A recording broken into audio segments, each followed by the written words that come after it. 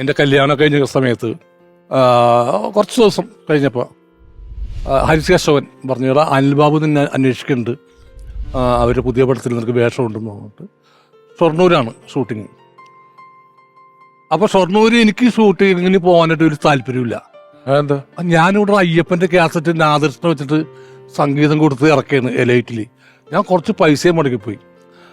അങ്ങനെ എന്നെ എല്ലാവരും നിർബന്ധിച്ചു. കാരണം യേശുദാസിൻ്റെ ഒരു കാസറ്റ് ഇറങ്ങിക്കഴിഞ്ഞു, രാമു ചേട്ടൻ, നിസാർക്ക, നിനക്ക് സിനിമയിലൊരു ഭാവിയുണ്ട്, നീ അവിടെ പോകാൻ പറഞ്ഞിട്ട് രാത്രി എല്ലാവരും കൂടി ഈ നാദർഷയും നിസാർക്കയും ഈ രാമു ചേട്ടനും കൂടി തള്ളി ട്രെയിനിൽ കയറ്റിയതിന് മറ്റേ പലതോടെയാണ്. എന്നിട്ട് എനിക്കൊരു ഭയങ്കര ഇതായിരുന്നു. ഞാൻ അവിടെ ചെന്നു. രാവിലെ വരിക്കാശ്ശേരി മനയിലാണ് ഷൂട്ടിങ്.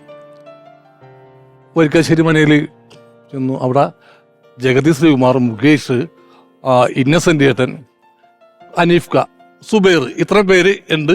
പിന്നെ ഞാനും ഉണ്ട് അവിടെ.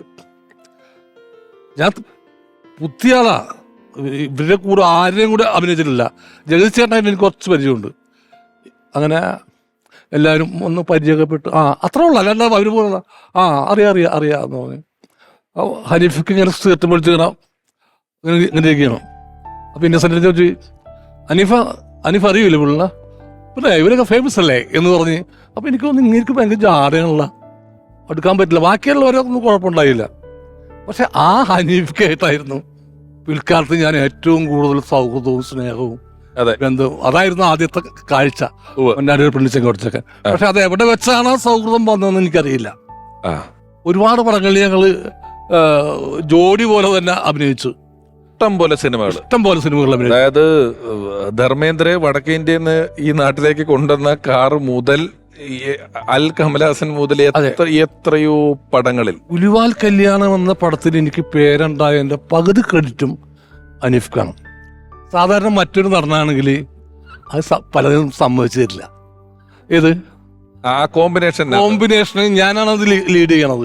അതായത് അദ്ദേഹം ടാക്സി ഡ്രൈവറായിട്ട് വിളിച്ചോണ്ട് വരുന്നതാണെങ്കിലും ഇവിടെ വന്ന ശേഷം ഒരുവൻ മുതലാളിയായി, സലിമേട്ട മുതലാളി, അദ്ദേഹം എല്ലാ ജോലികളും ചെയ്തു തരേണ്ട അവസ്ഥയിലോട്ട് വരുന്ന അവസ്ഥയിലേക്ക് വന്ന് ചിലർക്കൊക്കെ അത് മതി ഫീൽ ചെയ്യാൻ.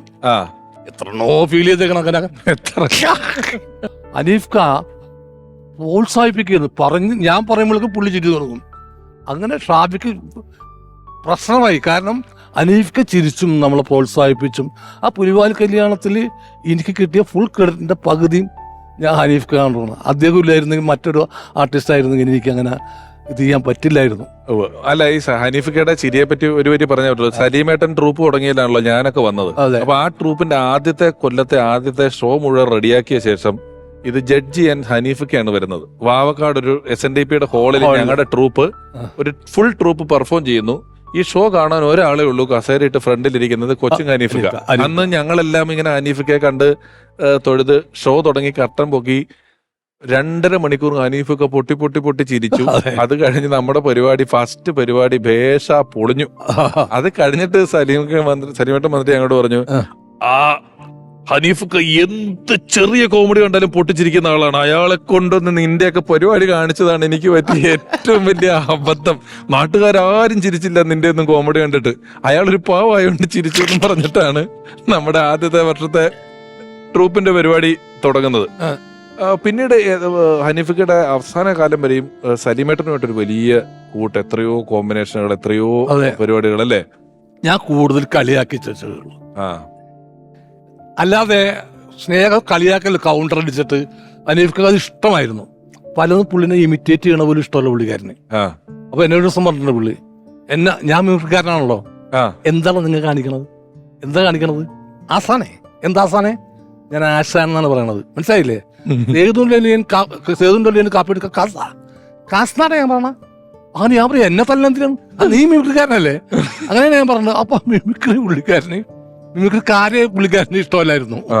പക്ഷെ മിമിക്രിയുടെ തുടക്കകാലത്ത് പുള്ളിയുണ്ട്, പുള്ളി മിമിക്രിക്കാരനാണല്ലോ.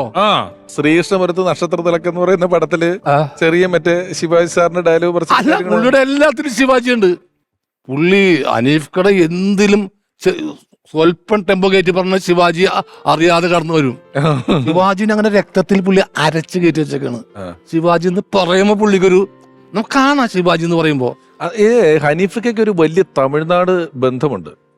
അദ്ദേഹത്തിന്റെ തിരക്കഥ വായിച്ചിട്ട് VMC ഹനീഫ എന്നാണ് തമിഴ്നാട്ടിൽ അറിയപ്പെടുന്നത്. അവിടെ കൊച്ചിൻ എന്നുള്ള പേരില്ല, VMC ഹനീഫ എന്നാണ് തമിഴ്നാട്ടിൽ അറിയപ്പെടുന്നത്. ഞാൻ കേട്ടിട്ടുള്ളത് കരുണാനിധിക്ക് പുള്ളിയുടെ തിരക്കഥകൾ വലിയ ഇഷ്ടപ്പെട്ടിട്ട് കരുണാനിധിയുടെ വീട്ടിലൊരു മുറിയുണ്ട്, അവിടെ MGR മാത്രമേ കയറി കാര്യമായിട്ട് ഇരുന്ന് ഒരു എഴുത്തും പരിപാടികൾക്ക് നിന്നിട്ടുള്ളൂ. അവിടെ കൊണ്ടുപോയി ഇരുത്തി തിരക്കഥ എഴുതിക്കുക, സിനിമയ്ക്ക് മാത്രമല്ല. പുള്ളി പറഞ്ഞ അറിയാമോ, ഞണ്ടില്ലേ ഞണ്ട് കരുണാനിധിയുടെ വീട്ടിൽ ചെന്നപ്പോ ഞണ്ട് ഉള്ള ഞണ്ട്, ആ ഞണ്ടിന്റെ ഓട്ടയില്ലേ എന്നിട്ട് തോട്, ആ തോടില് ഞണ്ടിന്റെ ഫ്ലഷ് ഇല്ലേ, ആ ഫ്ലഷ് പ്രത്യേകത കുക്ക് ചെയ്തിട്ട് അതിലൊരു സ്പൂൺ ഇട്ടിട്ട് പുള്ളി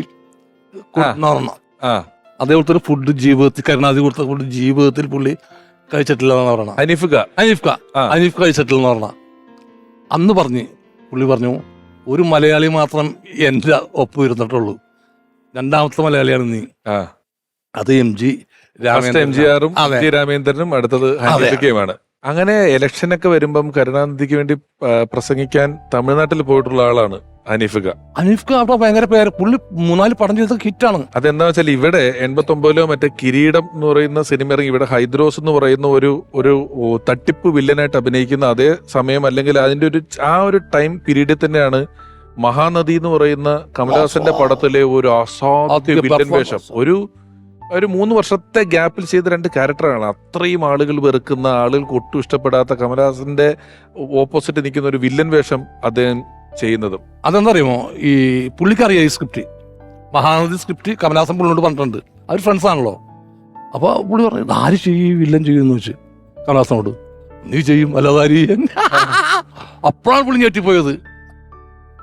അതെ അങ്ങനെ നമ്മൾ വിചാരിക്കുന്നവരെ നമ്മൾ ഇവിടെ കാണുന്ന അത് മാത്രമല്ലേ, നമ്മൾ ചില TV സിനിമയൊക്കെ കാണുമ്പോ ശക്തി എന്നൊക്കെ പറയുന്ന സിനിമയില്ലേ, ഈ MN നമ്പ്യാര് മറ്റേ പരുന്തിനെ വളർത്തിയിട്ട് പരുന്തിനെ വിട്ട് മുഖത്ത് കൊത്തിക്കുക, അങ്ങനത്തെ പരിപാടികളിലൊക്കെ ഹനീഫൊക്കെ കൊടും വില്ലനാണ്. ജയൻ ഇങ്ങനെ നടന്നു പോകുമ്പോ വന്ന് വണ്ടിയിൽ കൂട്ടിക്കൊണ്ടുപോയി അവിടെ കൊണ്ടുപോയി ഇതാക്കുക, മറ്റേ ഇത് കുട്ടികൾ കളിക്കേണ്ട ആയുധമല്ല, കത്തിയാണ്, അതിലൊക്കെ ഹനീഫിക്കയുടെയാണ് പറയുന്നത്. അന്നുണ്ട് അവിടം തൊട്ട് പിന്നെ നിങ്ങളുടെ കോമ്പിനേഷനിലുള്ള പടങ്ങളിൽ ഇത്ര ടൈമിങ്ങിൽ ഇത്രയധികം നർമ്മം ചെയ്യുന്ന കാലം വരെയും വളരെ ആക്റ്റീവാണ്. വ്യക്തിബന്ധം എങ്ങനെയായിരുന്നു നിങ്ങളുടെ തമ്മിൽ? എല്ലാ വ്യക്തിബന്ധം, ആ സിനിമയിൽ ഏറ്റവും കൂടുതൽ വ്യക്തിബന്ധമുള്ള ഒരാളായിരുന്നു ഹനീഫ്ക. ഇപ്പൊ ഹനീഫ്ഖനെ കുറിച്ച് പറയുകയാണെങ്കിൽ മണിക്കൂറോളം പറയാനുള്ള ഒരു സ്റ്റോക്ക് ഉള്ളൊരു മനുഷ്യനാണ് ഞാൻ. കാരണം എന്നെ പുള്ളി അങ്ങനെ അധികാരമായിട്ടും അങ്ങോട്ട് മിക്കിൾ ചെയ്ത് അടുക്കില്ല. പുള്ളി എന്നെ ഭയങ്കര ഇഷ്ടമായിരുന്നു. എന്ന് ഞാൻ കളിയാക്കാൻ വേറൊരു കളിയാക്കാൻ അത് ഇഷ്ടമായിരുന്നു പുള്ളിക്കാരന്.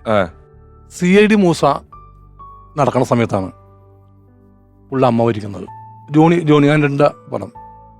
അപ്പോൾ പുള്ളി പറഞ്ഞു ഇങ്ങനെ മദർ മരിച്ചു. എന്നിട്ടും പുള്ളി ഷൂട്ടിങ്ങിന് നിന്നു.